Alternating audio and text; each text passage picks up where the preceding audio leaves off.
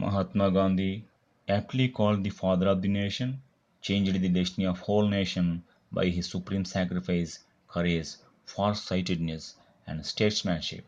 He shook the foundations of mighty British Empire by the force of Satya and Ahimsa. As Nehru said, he was like a powerful current of fresh air that made us stretch ourselves and take deep breaths. He is chiefly known for his autobiography, My Experiments with Truth. Gandhiji's writings, like his life, are simple, straightforward, clear, and honest. His style is simple, precise, clear, unambiguous, without embellishment and any artificiality. Mahatma Gandhi, The Way to Equal Distribution. These lines are extracted from the Harijan. The real implication of equal distribution is that each man shall have the wherewithal to supply all his natural needs and no more.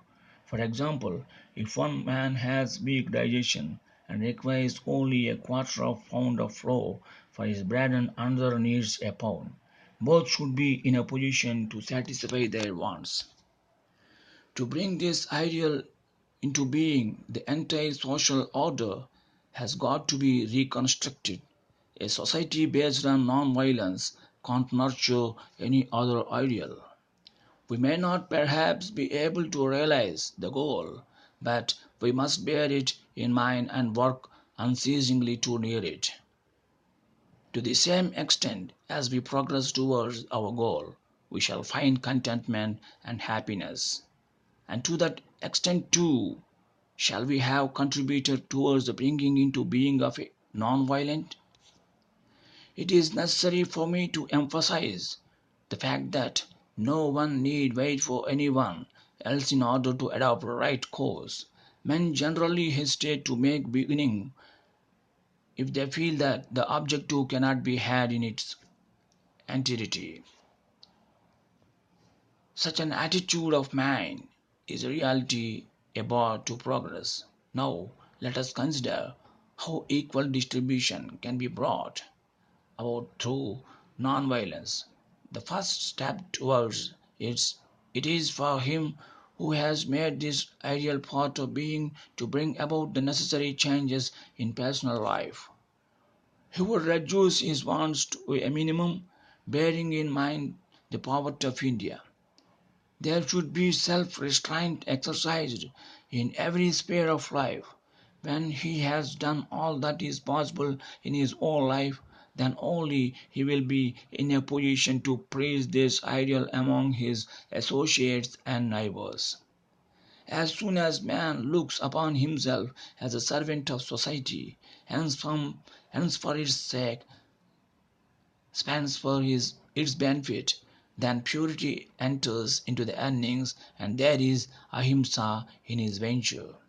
Moreover, if men's mind turn towards this way of life, there will come about peaceful revolution in society and that without any bitterness. It may be asked whether history at any time records such a change in human nature. Such changes have certainly taken place in individuals. One may not be able to point to them in whole society, but this only means that up till now there has never been an experiment on a large scale of non-violence. Ahimsa is definitely an attribute of society. To convince people of this truth is at once my effort and my experiment. In this age of wonders, no one will say that a thing or idea is worth less because it is new. We are constantly being astonished these days at the amazing discoveries will be made in the field of violence.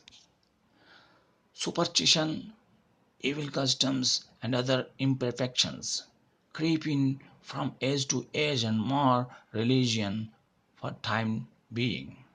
They come and go, but religion itself remains, because the existence of the world in a broad sense depends upon religion.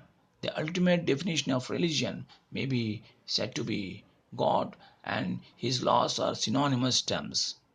Therefore, God signifies un- unchanging and living law.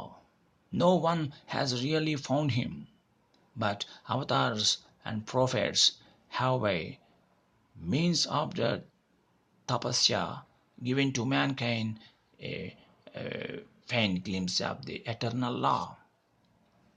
It was only when he rose from the state of quadruped to the biped that the knowledge of the strength of the ahimsa entered into his soul.